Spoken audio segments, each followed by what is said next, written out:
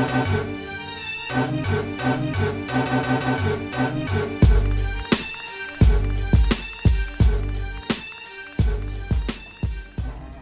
what's up, and welcome to episode 85 of Throwback Hoops. My name is Rob Clayton, and joining me as always is Woody V. How's it going, man?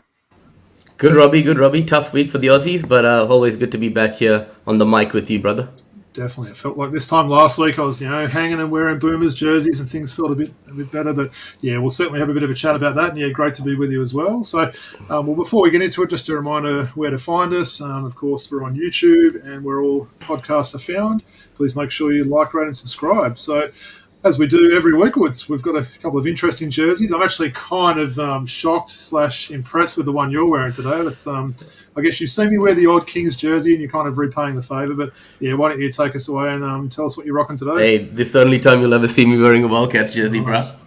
So, Woods, rocking the number 11, of course, Bryce Cotton jersey. I've got to say, red actually looks really good on you there, Woods. You should try and wear red more often. Yeah, it definitely looks good. I've rocked the red hat and the red shoes with this jersey once before, and a nice outfit. But look, you've gone into you've showcased Bryce Cotton, I'm pretty sure, previously on this show, and to all of our audience, they're well aware of his achievements and accomplishments in this league. But I wanted to take a different tack today. A lot going on in the media at the moment about what could change with this Australian team. How could they, improve their roster for the Olympics? And Bryce Cotton's name has come up as someone who could potentially replace Matisse Thybulle. And I mentioned last week, look, it's hard to see that all these other guys like Rondé Hollis-Jefferson and, Toby and stuff are getting their citizenship for adopted countries, but Bryce Cotton hasn't been able to do that. So let's leave that aside for a second, because we've killed that to death. Yeah. But talk to me a little bit about what kind of impact he could have if he was to join this Australian roster.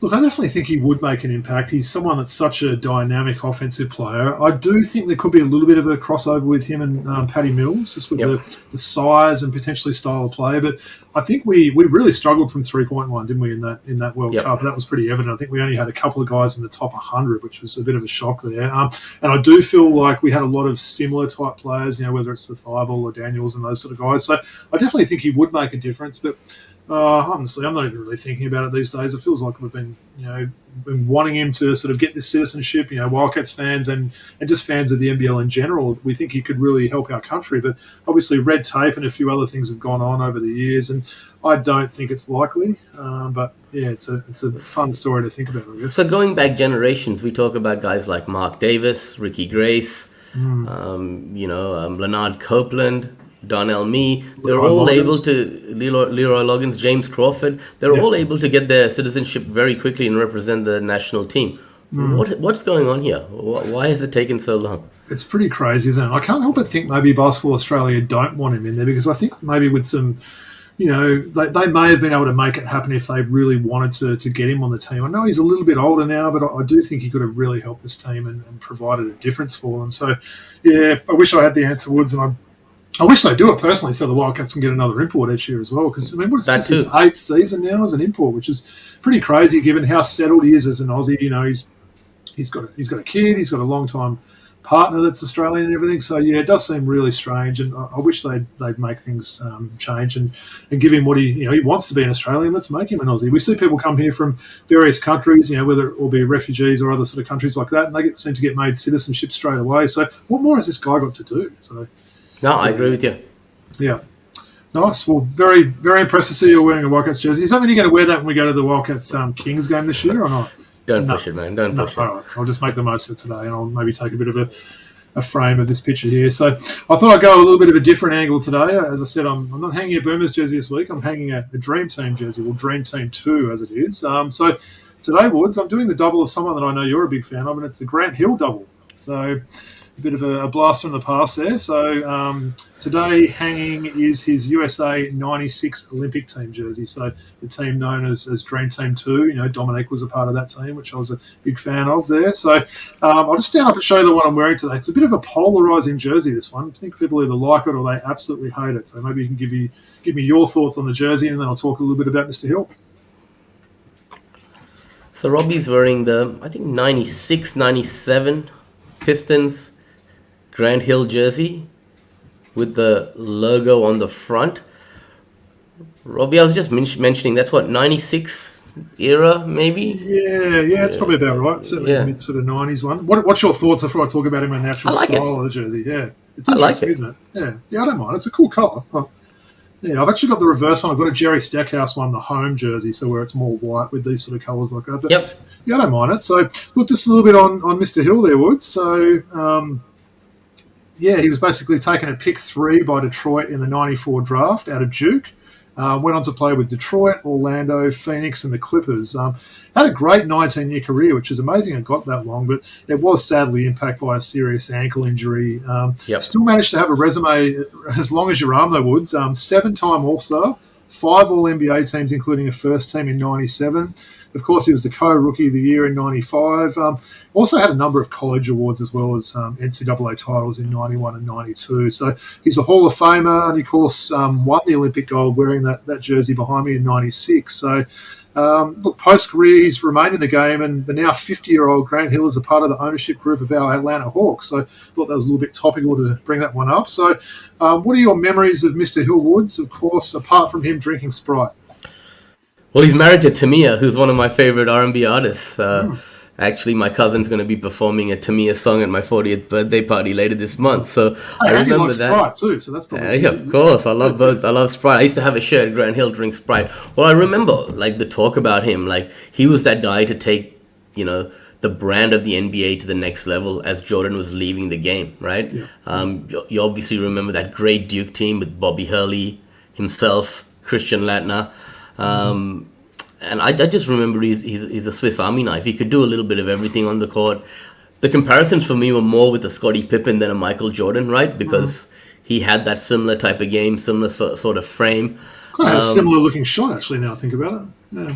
Yeah, and those two really waited for that day on the calendar when they would be able to go up against each other. They really saw that as a challenge to play against someone that was their equal. So I really enjoyed those battles that those guys had before those injuries. I'm just always been a fan, and just a great human being. He's the kind of guy that you would be a good role model for kids coming up. And I really like the way he rediscovered his game and redefined his game in Phoenix in those later years as well. That's probably how he extended his career. Like you said, he was a great guy. He was a great mentor and a teammate there. So I was kind of surprised that it was a 19-year career. But yeah, he was on those Clippers teams, like I said at the end, Phoenix, like you mentioned there, and managed to carve out a really impressive career and an absolutely deserved Hall of Famer that he's in there. So yeah, I thought that was a bit of a trip down memory lane. So love it, man. Love it. One of my favourites you've worn. Yeah, for sure. Nice one. Yeah. Nice one. We'll go right back at you, mate, with the Bryce Cotton. So nice. All right. We've got a little bit to talk about today. It's kind of going to be a similar show last week. We're going to be doing 4 more NBL team previews, and then we'll talk a little bit about the World Cup. Had great feedback having our boy Mookie on the show last week, and we really appreciate Mookie helping us out. He's an absolute knowledge with basketball then, and we're certainly going to get him back on soon. So, all right. Well, we've picked 4 teams this week, Woods. As I mentioned, we did 4 last week as well. So we did Tassie, New Zealand, and the 2 Melbourne teams. This week we're going to cover Adelaide, the 2 Queensland teams, and the mighty Perth Wildcats. So how about you take it away with a team that we know is probably your second favourite team, and that is, of course, the Cairns Taipans. So you take us away and talk to us a little bit about the Taipans. So you can see that on the screen there, right, sure, Robin? You've done a great job with the slides again. Well done. Thank you. So let me just take the audience who can't see the slide through the roster for 23-24. We got head coach Adam Ford coming back. The returning players, Jonah Antonio, Lat Mayen, Sam Wardenberg, Taj McCall, Bull Call. We'll get into Taj McCall in a second, Robbie. I know there's some stuff to talk about there.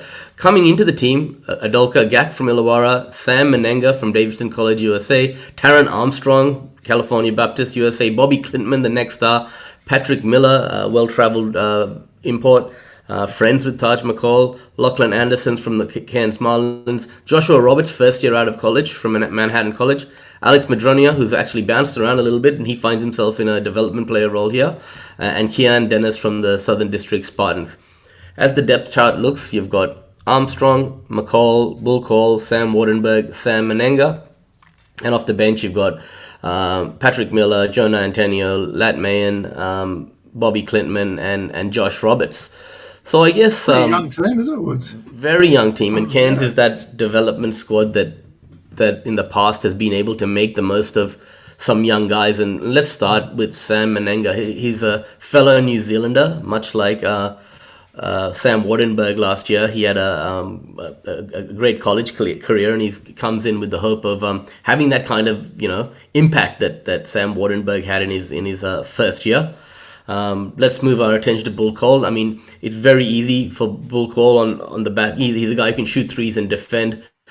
One of the best wing defenders in the league. He would have, he did have a lot of offers come from around the league, and he chose to stay and develop his game further under Adam Ford, similar to what Keanu Pindo did after 1 year. He had a lot of offers before and decided to come back another year for a second year at Cairns. Bull Cole, I think this is his third year at Cairns, if I'm not mistaken. Oh, it's his third, right? Yeah. I'll agree with you. You're the Cairns. Yeah. It is. Patrick Miller, I mean, he's an experienced veteran, right? And you've had those experienced veterans in the locker room to help the young guys. Over the years, you had Shannon Scott, and you had. They seem to like veteran point guards, don't they? It's a bit of a trend they've had over these last few years now.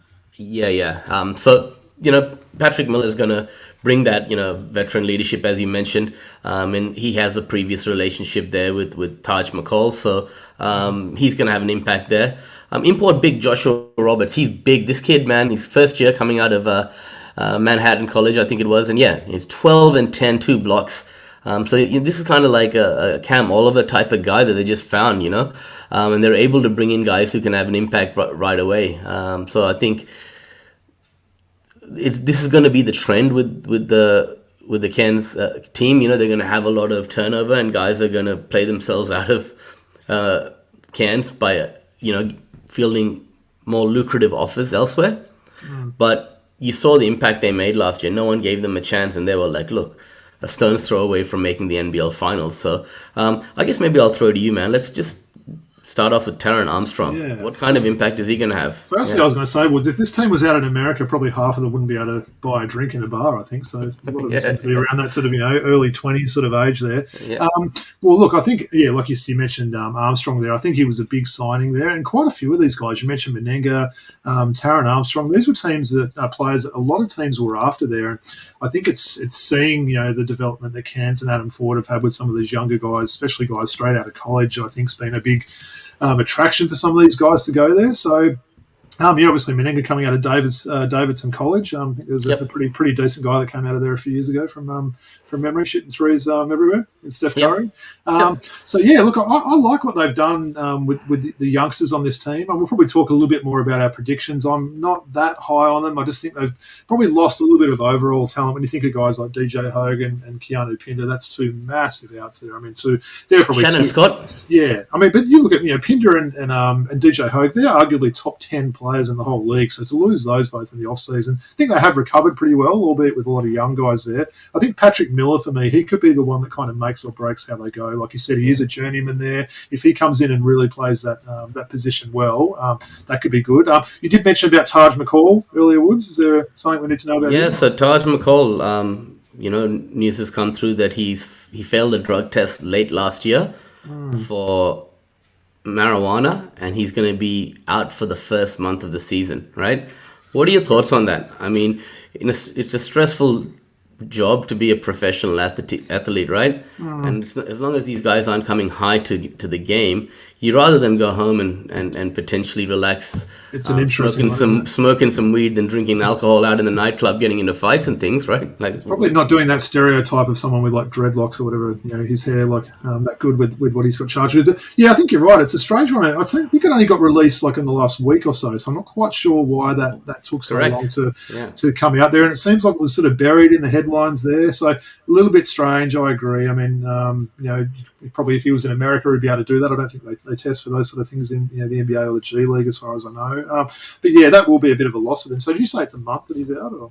Yeah, 4 weeks. Yeah, I don't know if that counts the preseason as well as the regular season. Either way, it's crucial, isn't it, for him to, because he missed quite a few games, with injury last year. So, he's healthy now, and now he's not able to play. So that is a bit of a loss, isn't it? There's not been a lot of media coverage on it, so it's not clear when that suspension starts. Is he going to miss out on the blitz and then be all right for the regular season? Or, Yeah, I think Cairns have some preseason games in America, if I'm not mistaken, as well, don't they? Yeah, I think they are one of the teams that's going over there. Yeah. The Wildcats, Cairns, and I forget the other one, but yeah, there's a few teams going over there. And let's just quickly touch on Bobby Klintman, the next star. This kid, many people are comparing him to a John Collins, Christian Wood type. He's from Sweden. He actually was a very keen football player until into his mid to late teens when he picked up basketball. But he's made a huge impact by going to school over there in the US. 6'10", 225, can stretch the floor. Good rebounder, struggles to score in traffic, and in the trees, so probably needs to add a little bit of bulk. But a perfect opportunity for him is to come here and learn under the tutelage of Adam Ford, right? Well, I think the Wake Forest comparisons, obviously, that John Collins went there, and certainly the big fundamental went there as well. I know friend of the show, Liam Santa Maria, he was very high on Bobby when he was speaking about him on various podcasts, and seemed to think that was a real coup for the Taipans to get him. So, looking forward to see how it'll go. You wonder if what sort of minutes he'll get initially. I know you've got him sort of as a power forward, sort of competing with Big Sam Wardenberg there. So, potentially their bigs aren't amazing, are they? I guess AK Gak's another bit of an unknown one. We saw him on, that Hawks roster last year. He actually had some Summer League offers the year before. He had a couple of games in the NBL 1 East last year as well. So he's another one we're a bit unsure how he'll go, but looking forward to see the next star in Klintman there. They've got a huge front line there. As you can see, Wardenberg, Klintman, Meninga, Roberts, and Gak, right? Yeah. In the backcourt, I thought maybe Patrick Miller, he's got that Scott Machado kind of influence there, right? Maybe he starts ahead of Armstrong. I wasn't sure, right? Yeah, that's interesting. And you'd think probably if it's an import, you'd think he would start in that position. But, that might be one that, we might see them both starting the year with McCall out. Yep. And Jonah Antonio Woods, we saw him finish off the season really well, didn't we? We saw him get hot against your Kings in those playoff series there when he was scorching hot in one of those games at Kudos Arena there. So I think they'll be expecting quite a lot from him in his second season. Yeah, well, with Australia needing some shooting in there, we'll get into that a bit later. He could be someone in the not too distant future who could potentially, elevate himself to Australian colours. Yeah, no, for sure. So I know we've sort of done that fantasy thing this year. We're going to talk about a stud and a sleeper there. So before we go into that, maybe just give me your prediction. Don't put the homer hat on. Tell me what you honestly think Cairns will sort of finish and what you think the season will go, and I'll do the same. I think play-in. Interesting. Yeah. I'm not so high on them. I am wary of counting them out, given that's what a lot of people did last year. I think, were they favourite for the Wooden Spoon last year from memory? Yep, that was amazing. But like I said, they've lost potentially 2 top 10 players. I'm going to say they miss out on the play-in, and they're kind of around the bottom of the table, along with another team that we're going to be talking about shortly in the 36ers. So I'd love to be proved wrong there. I know Adam Ford's a great coach, but I think they are going to struggle. I think a lot of the teams have really bolstered their lineups this year. And on to the super coach there. Woods, give me a stud and a sleeper for the Taipans. Yeah, well, I was going to go Taj McCall as the stud, so maybe I'll still stick with that, but obviously keep him out of your team for the first 4 weeks. He can do a little bit of everything, and if he's not playing the point guard position this year, that's covered. So you'll probably see those turnovers go down. So, hey, would you say you're high on Taj McCall? I'm high on him, man, for sure. Nice. And then the sleeper, I'm going to go with Roberts, right? Josh Roberts. As I said, this guy averaged 12, 10, and 2 blocks in college, and I just feel that the scouting that the Taipans do is amazing. And a lot of these guys that fly under the radar. DJ Hogue is one that you mentioned right there, right? Yep. That no one really spoke about before the season started, and we saw how he delivered. So I think Josh Roberts could be that guy. Yeah. Well said. Yeah, it'll be interesting to see how they put this lineup together. So nice work, Woods. Well, I believe I'm up next, right? And I'll be talking about a team that I also think might struggle a little bit this year, and that's the Adelaide 36ers. So we can see the slide up there. So before I talk a little bit about the 36ers, I'll just go through this depth chart for people that are listening to the audio. So CJ Bruton's back as coach. I know a few people were a little bit surprised about that, but me being a CJ fan, I'm pleased to see that. Not a lot of returning players here, Woods, and not a lot of big-name players. So we've got Nick Marshall, Mitch McCarron, Sunday Detch, Kyron Galloway and Fraser Roxburgh. So really, in terms of rotation players, only a couple of rotation players returning. There's quite a few here. So we've got Jason Kadee, a lot of these players I found are recycled players, Woods. They've all been playing with various teams last year and they're back in the league. So Jason Cadee coming from the Bullets, Isaac Humphries coming from United and returning back to Adelaide. Keanu Rasmussen, so no relation to Blair Rasmussen, former Carolina Hawk. Alex Starling. We've got a Ketchalier, so another player that I've commentated him before, Woods, when he was playing with Canberra a couple of years ago. So he could be exciting to watch. We've got Harvey White. Can't say I know a lot about Mr. White. Jacob Wiley, another player returning back to the 36ers in that important role there. Trey Kell III, a player we've seen play with Southeast Melbourne previously. Jamal Franklin coming over, and also next star in Trenton Flowers. So a lot of new players coming into this team. In terms of the depth chart, looking like Flowers will be that starting point guard there. Not sure. Mitch McCarron may also get a little bit of time in that role. Franklin, Trey Kell, Wiley, and Humphries. So Humphries probably a little bit of a question mark there, given he's always sort of got some sort of injury there. But if he can get back into the form he was a couple of years ago, that's probably a big coup. But look, it's a fairly deep team. You look at guys, that probably will come off the bench. Whether it's guys like Sunday Detch, Galloway, we're expecting a bit of improvement from him. Jason Cadee, is always going to come in and fire. I also think Nick Marshall's going to probably have a pretty good year, and I'll talk about him a little bit soon. So before I give my little spiel on the 36ers, Woods, what's your thoughts on that roster that I've read out there? Yeah, look, losing the two big imports at the final hour didn't help them. I know you're big on those guys, right? So I'll talk about them in a bit. Yeah, I'm sure you will. McCarron, I put him as second on the depth chart in that shooting guard position, because I know they wanted to move him away from the one spot and move him to the two. So I just thought that maybe he'd come off the bench. I could be wrong there. He could start. He'll play that combo role, I think, won't he? Yeah, he will, definitely. So you've got four imports basically starting there: Flowers, Franklin, Kell, Wiley. And then I want to ask you a little bit about Alex Starling in a second. But yeah, I think it's an okay roster. Nothing to write home about, just looking at that on paper. A lot of US-born players on this team, isn't there, like you mentioned before? So, I guess my thoughts on Adelaide. So, look, obviously last season was very much one to forget. They finished the regular season 13 and 15 in 8th place. And they really had sky-high pre-season expectations. They had the 3 big-name imports in place. They became the first NBL team to beat an NBA team when they beat Phoenix by 10, just under a year ago now, or just over a year ago, I'd say. It felt like not a lot went right with this team chemistry-wise, Woods. They appeared off all season, and that's probably why there has been so much roster turnover with only a few core guys returning. It does seem like a downgrade with imports, but that's not dissing the players they have signed there. But in terms of guys like Antonius Cleveland and Robert Franks, you mentioned how much I've liked those guys. They're 2 quality imports there, and losing them, late, I guess, like you said at that last sort of hour, losing them both is pretty disappointing, I guess, for them there. But look, they've retooled. They've got some guys back in the league there. They've also got 18-year-old Trenton Flowers. I can see him blooming into a pretty handy player, Woods. So I'm coming out with all the puns today. I hope you like that. Yep, I do. I like that. He looks like he could be pretty good. But handing the keys to the offense to a young kid in a professional environment, there is some risk there. It's a bit of a risk, isn't it? We'll see how he goes in the Blitz. Obviously, that'll be a bit of a test there. They've certainly brought in some veterans, though, haven't they? Jason Cadee, big man Isaac Humphries. So, look, I can't see either of these guys really getting the team to improve that much. So on that, Woods, I'm actually predicting this team to come last. So we've got to pick someone to come last. So for me, I think they will be last, and then probably Cairns, and a few other teams around that sort of. Like I've said a few times now, I think a lot of these teams have really retooled and boosted their rosters. So what's your prediction before I go into the Supercoach stuff?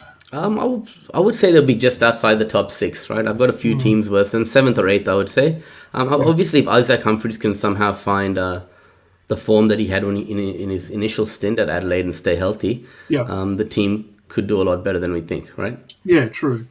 Well, you mentioned Alex Starling as well, so he's another guy that's known to NBL 1 circles and everything else like that. So he could be another one. I think he's getting on in age sort of thing, but he's making his debut, so that could be an exciting one. That I'm talking about the right guy, aren't I? What about the interesting story about him, how he came here to play AFL? Do you want to tell the audience a little bit about that? Well, you seem to know a bit more about that than me, so I'll leave you. Well, he got recruited to come here and play in the AFL. I think it was for the Sydney Swans, if I'm not mistaken, maybe 10, 15 years ago, as part of that overseas talent program that the AFL had. I think you'd know more about that. Mm. And then after a few years, and he couldn't make the AFL, he stayed here and played in the NBL 1 for the last sort of 10 years, and he's naturalised now, and he's got the opportunity. Well, he managed to get naturalised, so maybe his people can talk with Bryce Cotton's people and see if they can give him any tips there. So definitely. No, well, certainly, like it's some interesting players. It's one of the bigger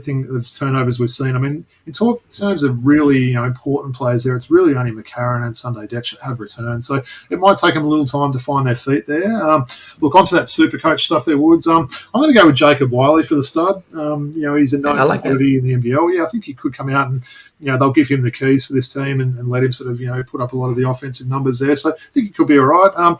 For the sleeper, I'm going to say 24-year-old Nick Marshall. He might surprise. He's been very impressive again. Another player putting in work in the NBL 1. So he might be a guy to look out for this year. You might be able to get him at a cheap price as well. So, well, that's the Adelaide 36ers preview for 23-24. So you're going to continue the Queensland theme, I believe, Woods, and talk about Brisbane. Hey, before we start, I ask you every year, what do they call that game between Cairns and Brisbane when they play? Sunshine Stoush. Stoush. I know we could find that one quite funny. So, all right, nice one. But talk to us about these Bullets. All right, so the 23-24 roster for the Brisbane Bullets. New head coach coming in, Justin Schuller, after they had a bit of a musical chairs of head coaches last year, as we know, right? Yep. Returning just a few: Nathan Serby, Aaron Baines, DJ Mitchell, Tyrell Harrison, and Matthew Johns. New players coming in: Isaac White, Sam McDaniel, Josh Bannon. Both Isaac White and Sam McDaniel coming over from Tassie, Josh Bannon from the University of Montana. You got Mitch Norton coming over from your Perth Wildcats. Shannon Scott from the Cairns Taipans. We mentioned him earlier. I think it's a great signing. I want to ask you a little bit more about Rocco Zikarsky from the NBA Global Academy. Gabe Hadley from the Taipans. Chris Smith from Japan. And Tristan Devers from the Nunawading Spectres. So the depth chart as it stands, in the backcourt, it's going to be Shannon Scott and Nathan Serby. Chris Smith at the small forward position. And then I've got DJ Mitchell and Aaron Baines to close out the front court. Josh Bannon may come into that starting role there. So off the bench, you got small timber there, don't they? Look at those three centers. My goodness. Yeah, Baines, Harrison, Zikarsky at the center position depth chart. Bannon as well. And you see McDaniel, White, Norton. They've got quite a deep roster. I kind of like it. Just a few things I guess I wanted to touch on there. They've always wanted to get a point guard in. This whole Nathan Serby, Jason Kadee being point guards and not getting an import point guard has really been a downfall of theirs over the last 3-4 years, right? So bringing in someone like Shannon Scott, I think it's the perfect acquisition for this team. Agreed. This guy knows how to run an offense. He's a leader on the floor. He's a leader off the floor as well. So having guys like Baines and Shannon Scott in the locker room is really going to help, right? Obviously, son of a Hall of Famer. He has pedigree, basketball pedigree, and so he'll bring a lot. And he's decided to just trade a far North Queensland for the other Queensland team. So he's familiar with the territory as well, and the weather. So this import, Chris Smith, from what I've heard, he's an elite level shooter, Robbie, but he doesn't come with a lot of shakes. There's not a lot of publicity about him. You can't find much about him on the internet. He played in Japan, and he put up decent numbers in Division 2 Japan, right? So it remains to be seen what he can bring. Obviously, the presence of both marquee players like Nathan Serby and Aaron Baines, much like last year, means they can only go with the two imports. And Josh Bannon, I know Coach Justin Schuller has had a previous experience with him at the Australian under-17s level. So I think that played a part in him coming over. And you've got those, veterans there that are now, Jason Kadee's gone. So now you've got a Mitch Norton to come in for a new lease on life. Sam McDaniels is a veteran now as well. So, I kind of like, in addition to that starting lineup, when you've got Baines and Scott, you've got some experience coming off the bench as well.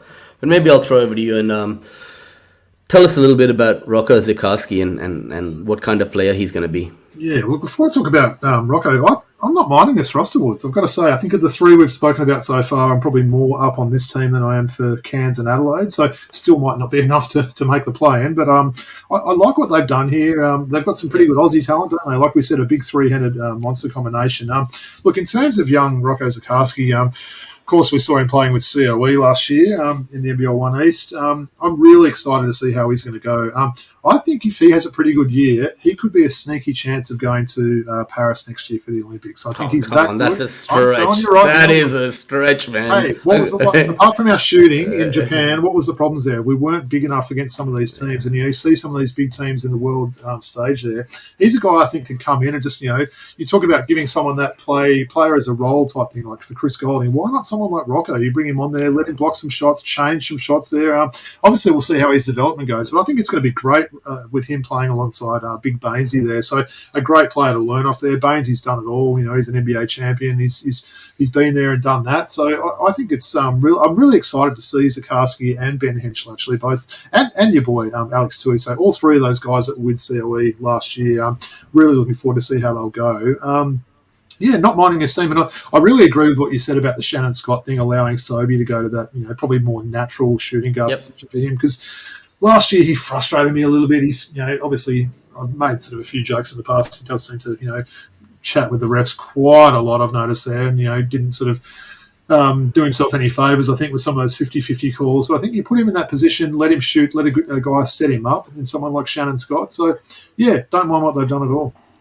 And what about DJ Mitchell, one of the shining lights in that Brisbane team that really struggled last year, right? Yep. He really came on nicely, and I think that him re-upping and deciding to come back to Brisbane was a good choice by the front office. Yeah, 100%. I'm sure there's a lot of a lot of teams that would have been trying to chase someone like him. And what do you think about guys like Isaac White and Sam McDaniel there, Woods? I mean, this is going to be his third team now, so it could be his last opportunity here to show that he deserves his spot in the league there. How do you see both those guys, and maybe also my boy Mitch Norton? What do you think he'll bring to the team?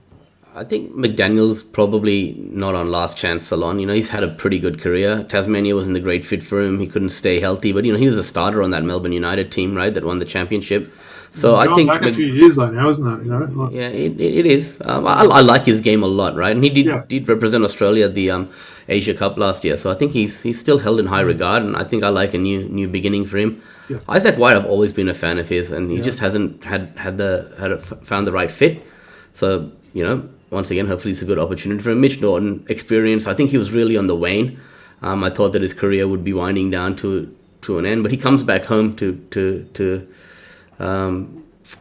his hometown. Well, he's from Queensland, right? So think that coming to play in front of some family and stuff towards the back end of his career is going to be good for him, and he's going to be able to, help some of these younger guys coming along as well. What about Hadley? Any relation to Richard? No. What about Matthew Johns? I saw that. Yeah, it's a very common name. I feel like there's a lot of Matthew Johns that have been on the world sport level, so I don't know a whole lot about him. But no, I don't mind the team. So where are you picking him to finish? I think playing.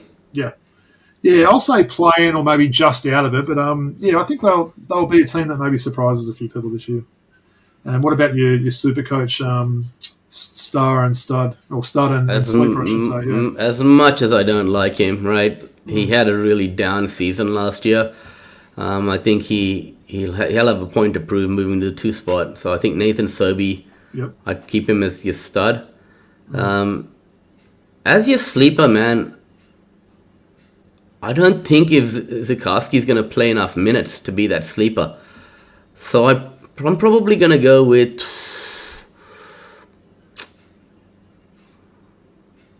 I'm going to go with Zikarsky. Yeah. Who'd you go with? DJ Mitchell could be one that's a bit of a sleeper, I would have thought. Yeah, you might be able to get him fairly cheap. We've seen what he can do. You expect probably a better year from him. I don't know. I think Zikarsky will get minutes. We've seen Baines. We're not sure how healthy he'll be. Certainly Baines, you can't expect him to play, 30-plus minutes a night. You're right. I think he might get a bit more. Harrison's obviously probably pretty decent as well. So I don't know if you can play 2 of those guys on the court. I know Baines can stretch the floor a little bit, but imagine if you do play 2 of those on the team, they'll go into the I was just thinking with Baines, Harrison, and Zikarsky all... at that center position, someone's going to have DNP CDs, man. Do you know? True. So that's why I thought, So let's go with Mitchell as the sleeper then, right? All right, fair enough. Nice. Well, looking forward to see how this team goes there. Like you said, it's pretty different as well. A lot of these teams have made some big changes there, but I kind of like what they've done in the offseason. I do too. Yeah, and like you said, a new coach coming in, obviously a little bit more settled with all that stuff that went on last year with them. That might work. So, we'll watch and see how they go. New coach and a proper point guard. might combine well. That's it. All right, so we're going to finish off, Woods, with the mighty Perth Wildcats. So over to you, brother. Over to you. Make yourself a drink. I might chat too long about this one, so pull me up, Woods, if I'm going on too long. So just to mention, Woods, the most successful team in NBL history, of course, the mighty Perth Wildcats. I just thought I'd say that. So I'll just go through this roster and depth chart just for people that are listening at the moment. So John Riley returns as head coach. Returning players, got a little bit of a decent core here. So got the man you're rocking his jersey and Bryce Cotton, Michael Harris, Kyle Zunich. We've got the Webster brothers, Jack Andrew, and evergreen veteran Jesse Wagstaff, who I was pleased to see him coming back. So the new players, look at that first one there, Woods. Keanu Pinder, son of a gun himself. So Keanu comes obviously over from the Cairns Taipans. We've got David Okwera from Melbourne, also returning to his home state. Ben Henschel, who I mentioned before, someone that I'll probably talk a little bit about. And another player I had the pleasure of commentating this year, and you saw that game, playing for the COE. Yep, I sure did. Another Western Australian product returning home. It's a bit of a theme here. And then, of course, there's a bit of a Kiwi theme as well. So Hiram Harris, also Dante Rosso Nance, both coming over to join the team. We've got Alex Sarr, the next star, I think the first ever next star for Perth, coming from Overtime Elite. So the big Frenchman there is going to be pretty exciting to watch. And one import so far, one to go along with Bryce Cotton in Jordan Usher. So Usher, all those different Usher songs and puns you can play on there. So we'll talk a little bit soon about what's going on with that third import. But in terms of a depth chart there, there'll be one of the Websters starting, I would have thought, with Bryce Cotton in that backcourt. Usher will go straight to that small forward spot, a little bit of a potentially weak position there for the Wildcats. And then we'll go with a couple of bigs there. I mean, potentially Okwera may start. We'll also see if they do have plans to get another import or potentially a dual brief, which I'm crossing my fingers for him. And then, of course, Keanu Pinder. So you know how pleased I am to see Keanu Pinder, Woods. I think I've shown that picture. It's somewhere behind me now with his father, Kendall Tiny Pinder, back in 1990 there. And just such a name that's synonymous with the Perth Wildcats players. I know he hasn't, someone like Tiny Pinder, hasn't been remembered too fondly with his off-court exploits. But getting someone like Keanu, and we don't want to sort of, make any comparisons here. Keanu's his own man there. He's a great citizen and everything else like that. So really pleased to see him coming back in the team. So we're a little bit on them, Wood. So finished last season 15 and 13 in sixth place. It was a bit of an up and down season. I don't think any Wildcats team, planned to finish sixth on any ladders there. They certainly made an effort to get younger, didn't they? Saying goodbye to guys like Mitch Norton, Todd Blanchfield, and Majock. Jesse Wagstaff will still keep the average age quite high. Definitely think they'll be a team that's well supported in New Zealand there, Wood. So, about 4 Kiwis on that roster there. So literally a third of their roster coming from New Zealand there, which is quite interesting. One thing I wanted to talk about, Woods, cast your mind back to the 1st of April, 2023. We woke up, so of course that's April Fool's Day, and there was all the headlines saying that Keanu Pinder had signed with the Wildcats. So I don't know. I didn't know if it was for real. I was frantically checking all these sources. As soon as I saw the Olgan or Ulrich tweet there, I knew it was legit, and I was just so excited.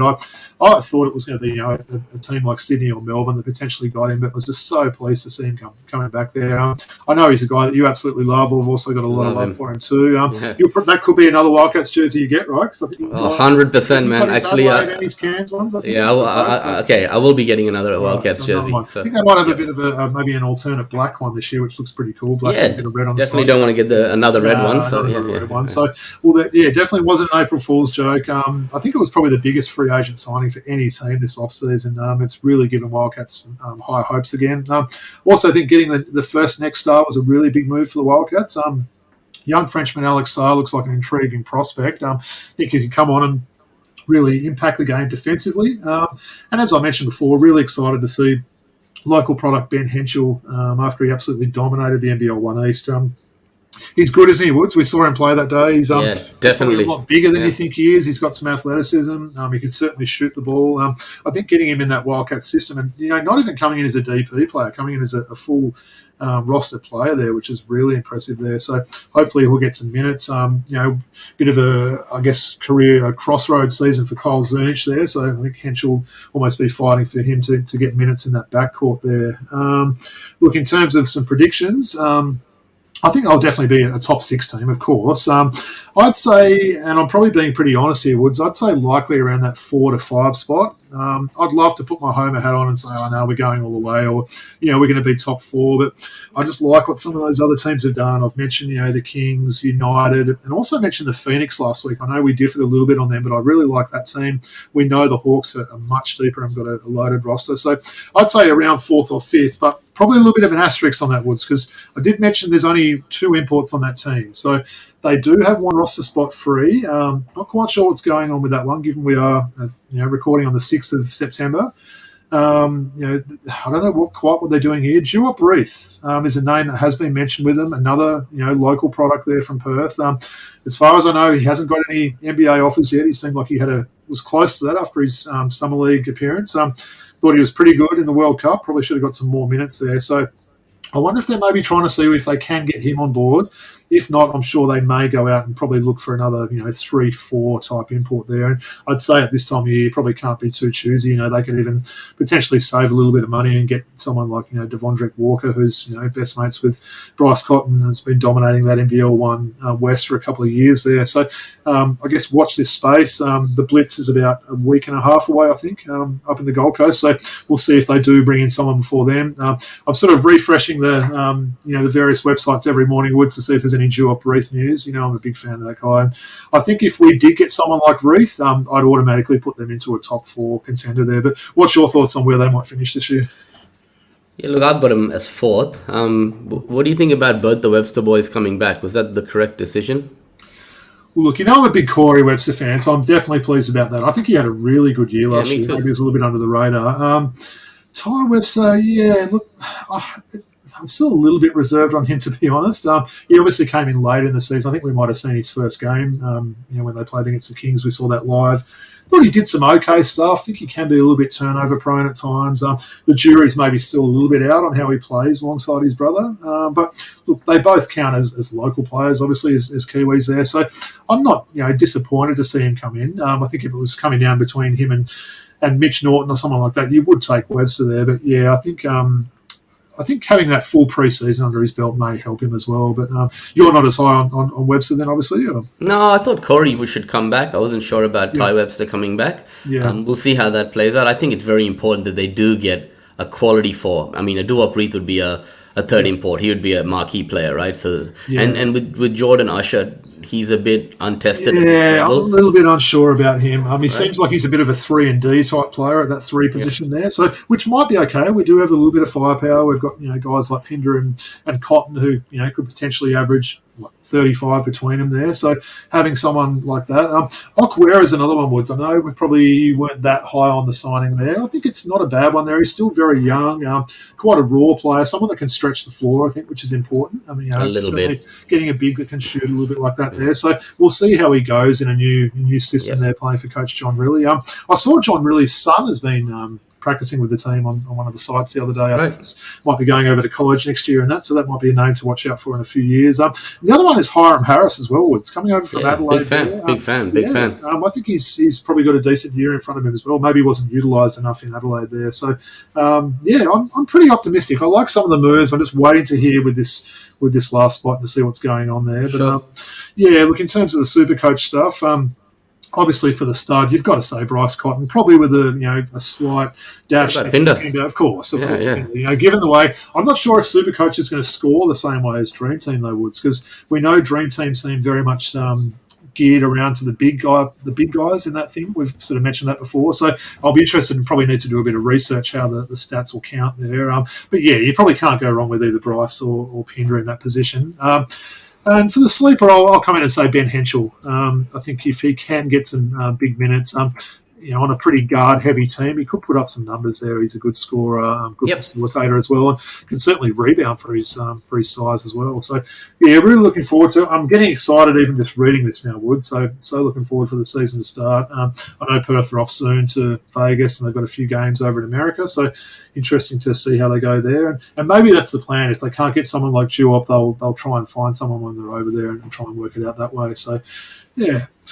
All right, well, no surprise out of the 4 teams we previewed today that the Perth Wildcats got the most time and attention. Of course. Well, what did I mention? They're the most successful team in NBL history, so we've got to show them the respect they deserve, right? So, that was good. Well, appreciated that, Woods. Well done on the slides again. So, no problem. So 4 plus 4 is what? That's about 8, right? So that means we've got 2 teams to go. So, So we do have the Illawarra Hawks. We may have a surprise guest helping us with that over the next week or so. Who's the other team we haven't done? I can't quite. Sydney. Sydney. That's right. Yeah, I was trying to forget them. So we might also have a surprise guest for the Sydney episode as well. We should for both. Someone hopefully. We've had on before. Yeah, well, actually 2 guests we've had on before. If we can make that happen. So, all right, good stuff, Woods. I appreciated doing that again.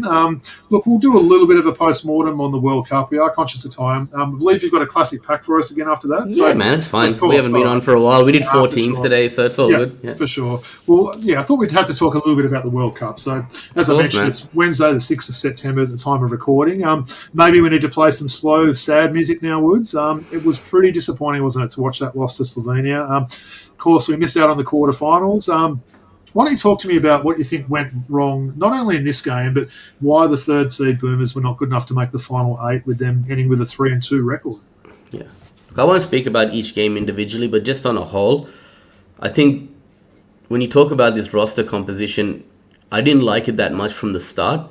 And it's great. We've got 9 guys who are in the NBA, right? But that doesn't necessarily mean we're covered at all positions. We're going through a transition phase here with the Australian Boomers, and we're not covered at all positions. People are like, once, Landale went down, we went with Jack White. I thought we should have brought in a Thon Maker, a Keanu Pinto, or even an SOS call to a guy like Baines, who would have really helped in that last game against Slovenia, right?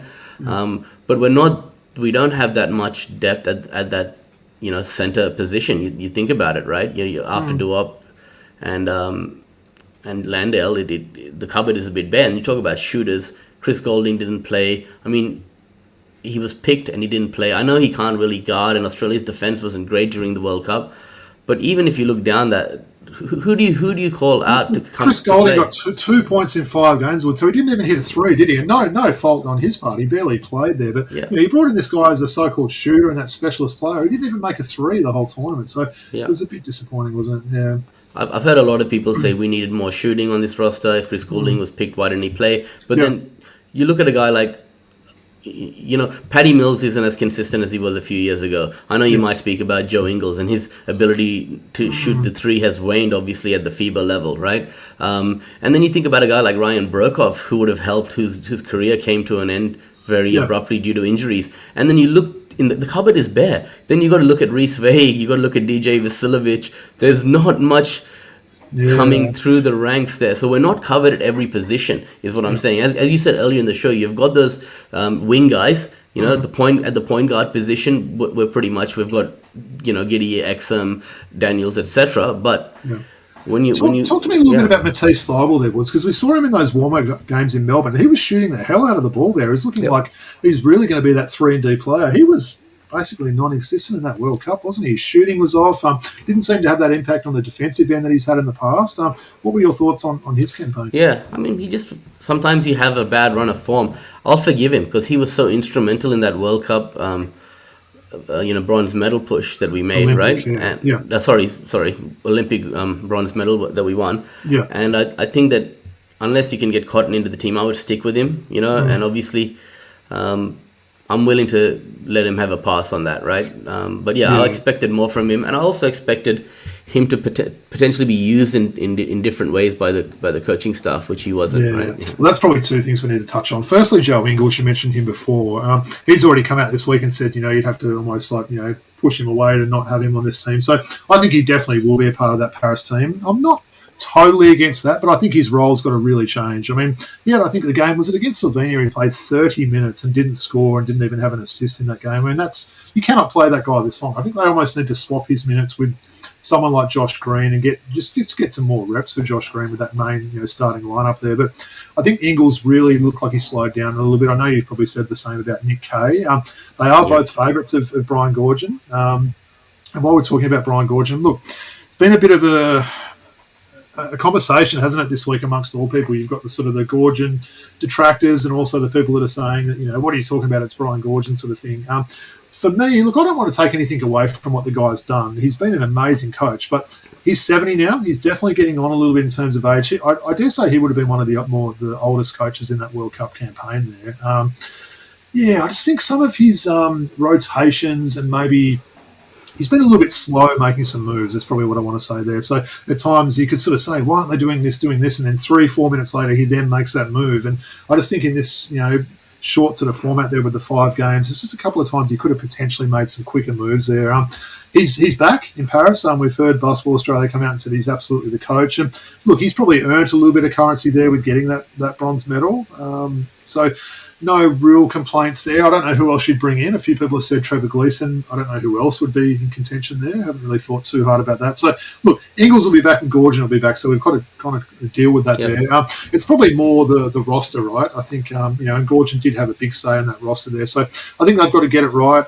You can't just say, well, Landale's out that affected. There's a lot of teams that had big important players that were out. Obviously, Landale was expecting to play a week before, so that did hit us a little bit late there and meant that we couldn't go to guys you mentioned like Thon Maker and everything like that. But it'd be interesting to see what they do for the lineup next year. I'd like to see him take a punt on someone like Rocco, like I said before, and have him in that specialist role and have just a genuine giant off the bench. Compete with some of these big South Sudanese and Serbian whatnot players there. I don't know about Rocco, but I mean, I agree with what you're saying. But I mean, for all those people that says we need to change the roster up, we need to bring in some new guys. Tell me who. Tell me who else, because these are the best. These are the best guys we've had. At least you're throwing someone out there. When we talk about quickly, we'll touch on my thoughts on Goorjian. He's done well for many years, right? And he's kept his team together for a while. Give him till the Olympics. That's fine. It's not all his fault, right? As I said, this roster composition.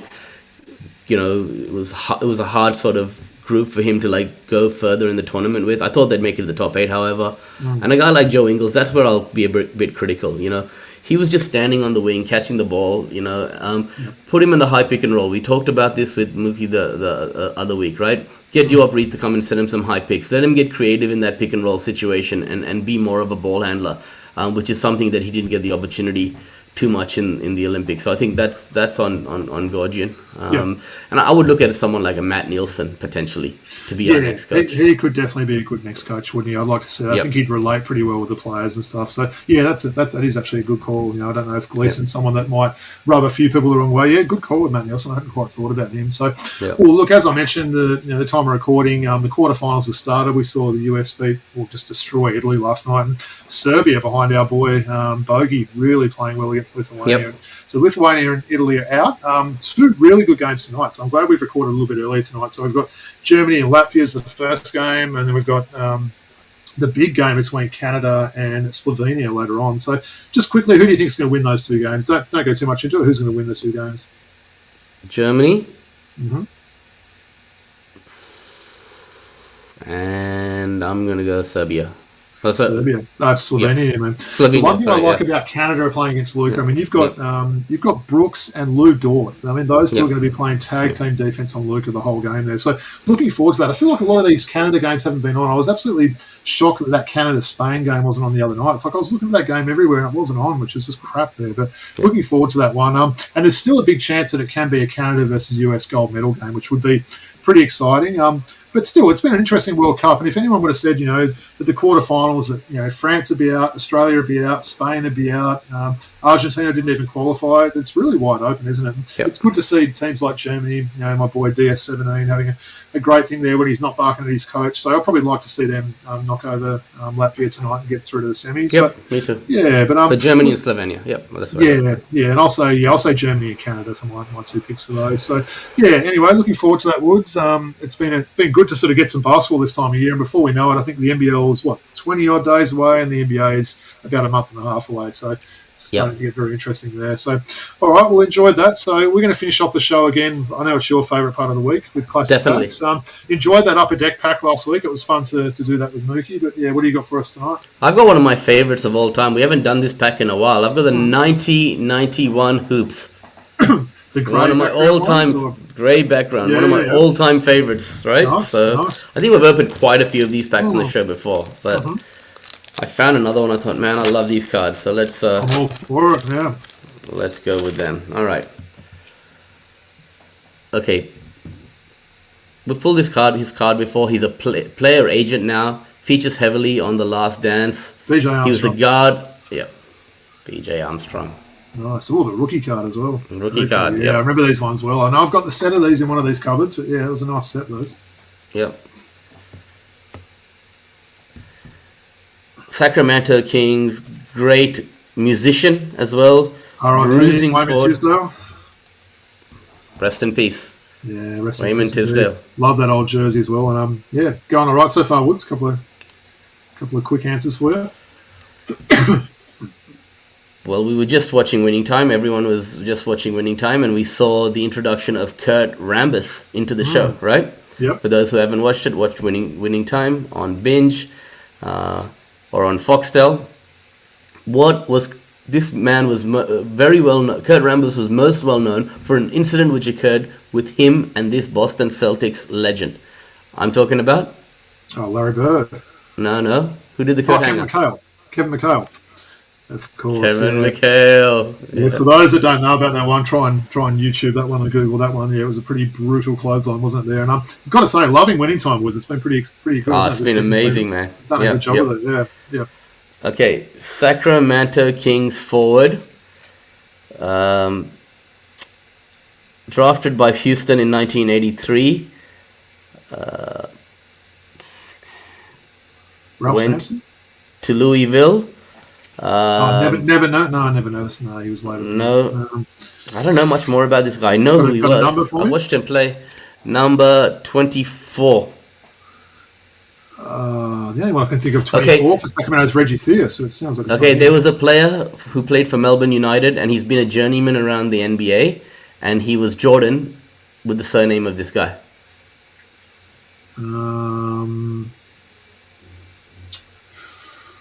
Okay, I was talking about Jordan McRae, and we've got Rodney McRae. Oh, Rodney McRae. Yeah, okay. Yeah, interesting. That's a name I haven't thought about for quite a while. Okay, this guy was involved in the Charles Barkley trade. We spoke about it on last week's show. He was a Phoenix Suns center. So it's got to be Andrew Lang. Oh, no. Maybe I'm wrong. Was there another one? Someone... No, Mark West, are you thinking? Or? Yeah, Mark West. So he wasn't in that trade. It wasn't. No. So Mark West also was with the Cavs, I think, back in the day with the went to Phoenix, or vice versa. But yeah, that's another blast. I confused Andrew Lang and Mark West. Yeah, Andrew Lang was the center in that trade alongside with Tim Perry. Yep.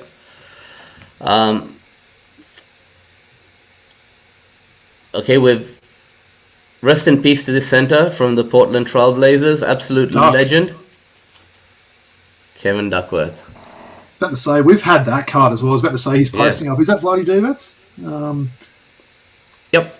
Yeah. We've had a few of these packs. We've got a few double ups on these cards, right? Yeah. Okay. Forward from the Utah Jazz, played on those teams. Known for his goggles, played on those teams with Karl Malone. Bailey? Yep. Pearl Bailey. Yeah, we see him on those. Wow, that's some great goggles in that one. Yeah, we see him on some of those broadcasts, don't we? Yep. Have you ever known or heard of anyone called Thurl, by the way, Woods? No. No, never have I. Good name. We talked about the relationship, whose son played for the Kings, whose son now has got a packet for the Portland Trail Blazers. We talked about this famous family of basketball players. This is a Washington Bullets forward. Okay.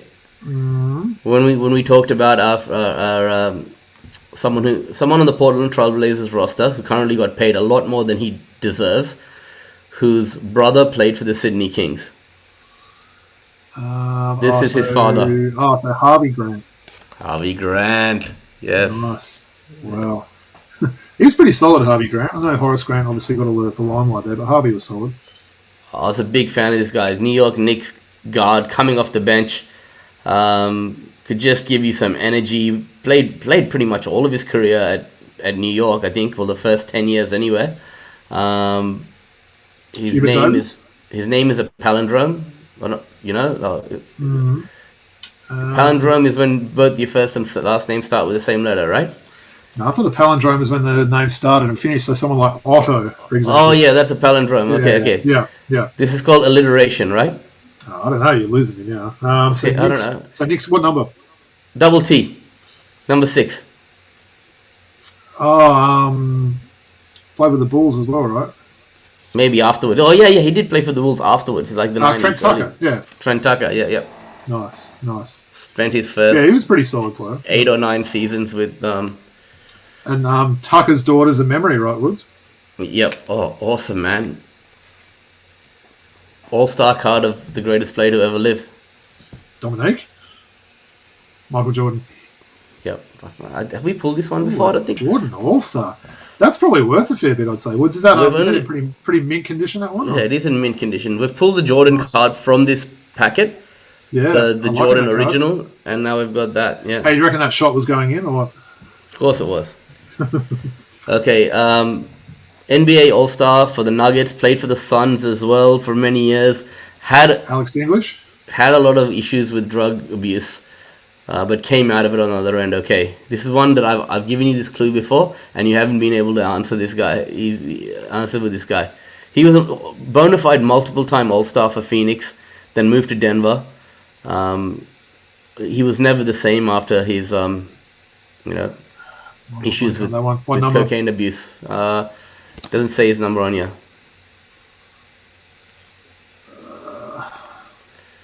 Walter Davis. Oh, Walter Davis. So you have given me that clue, and I'm pretty sure we've had that same card as well when you give me that clue. So next time we pull up one of these, I'll remember. I've had it in the Skybox. Okay, yeah. Skybox original Walter Davis. Yeah. Interesting. He was played for the Spurs as well, didn't he, Walter Davis? Yeah, maybe at the end, yeah. Forward guard from the Clippers. Your brother would probably know this guy. Little known rookie out of Murray State. 2nd round pick in the 89 draft. What's that guy? Winston Garland? Jeff Martin. Okay. Wow. I think the rookie card for BJ Armstrong was a little bit more exciting than that one. Okay, great Portland Trailblazers coach, then went on to have a great career coaching Sacramento. Rick Adelman. How's his mo looking on that one? Nice. Yeah, he was a good coach. Mo's looking good on the back. It is pretty good, yeah. There you go. Nice. Okay. How many more you got? Well, last one. Forward from the Denver Nuggets. I'm pretty sure he went to Notre Dame. Man, he looked like an 80s hippie, this guy. 6'7". Played for Seattle and Denver. Nah. William Hanslick. Bill Hanslick. Wow, yeah, I do remember it. I would not have got that. I remember his name, but yeah, I would not have got that one in a million years if you give me a clue there. So tell me something about Bill Hanslick, Woods. Tell me something about him. I don't know anything about him. It doesn't say anything. Selected to the NBA All-Defensive Second Team in 1986. There you go. Yeah. Shout out to Bill. And, averaged 13 points per game, in that 86 season. So he's obviously... He's rocking my favourite number and definitely a jersey that I'm a fan of as well. So good on you, Bill. All right, well, that's it. Nice one, Woods. That was an interesting pack, wasn't it? We had the Jordan All-Star. We felt like we had a lot of no-names, a couple of RIPs, some interesting players in that one. But no, that was fun as always. So, all right, well, really appreciate everyone joining us today. Let's take it to a bit of an outro now. So, as I mentioned at the start of the show, please make sure you subscribe to us on YouTube or wherever you listen to your podcasts. Make sure you tell a friend to tell a friend and keep the support coming for us there. We really appreciate it. We can be followed on Twitter /X, whatever you want to call it. And basically that's at Throwbacks Hoops. On Instagram, we're throwback.hoops, and our email address is throwbackhoopspodcast@gmail.com. Woods, you want to take it away with the Patreon details? Yeah, thank you everyone for your support on Patreon. Just look up Throwback Hoops. We thank anyone who shows their support.